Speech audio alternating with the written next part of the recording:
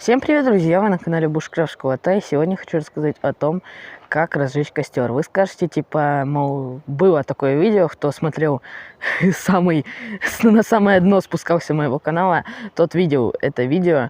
Там я рассказываю, как разжечь, но, собственно, там был один способ, а я расскажу о целых трех способов. Короче, мои навыки улучшились, также просто качество видео улучшилось, и решил сделать ремейк, так как только самые истинные легенды досматривали его до конца, а остальные просто не смогли, так как звук там и вообще реализация этого видео была не особо крутая.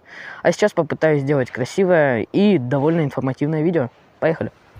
Значит, что нам надо? Первая — это растопка, которая поможет нам разжечь. Ну, конечно, я буду разжигать без растопки, но все же, собственно, растопка нужна, если вы вот совсем новичок. Растопка из чего делается? Она делается из парафина и ватных дисков. Я делал видео на канале, как его сделать. Сейчас появится подсказочка в каком-нибудь верхнем углу. Следующее — это береста и смола.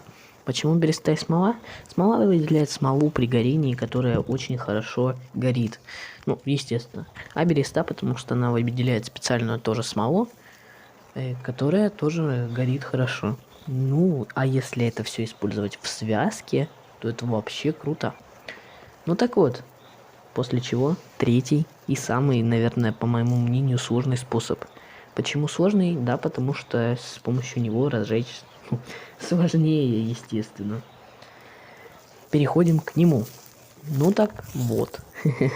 Ну так вот, смотрите, это ветки. Какие ветки? Ветки эти, которые висят на дереве, желательно хвойном. Ну так вот.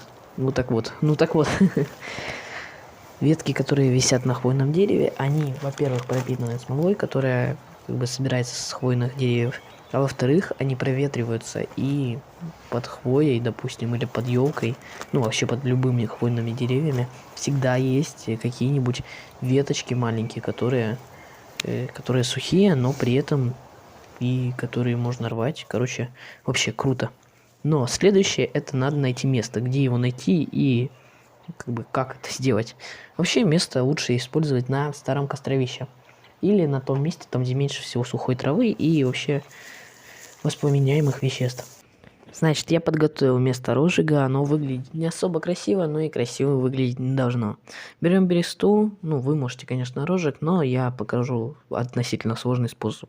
Ну так вот, берем бересту и ломаем ее на несколько частей, для того, чтобы она легче загорелась, и вообще просто почему бы и нет.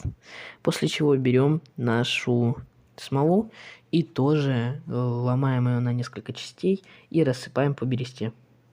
А дальше берем палки, ставим палки на костер. Если вы не знаете, какой костер сделать, то, во-первых, лучше не заморачиваться, а если решили заморочиться, то сделайте, не знаю, ну, надо просто костер, сделайте шалашик, надо там, допустим, пожарить что-то, сделайте охотничий, а надо погреться, любой костер подойдет.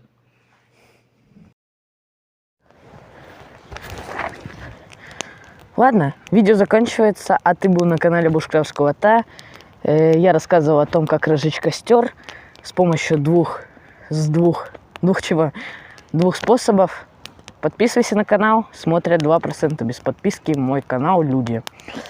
Да, можно было сформулировать как-нибудь по-другому, но сформулировал вот так.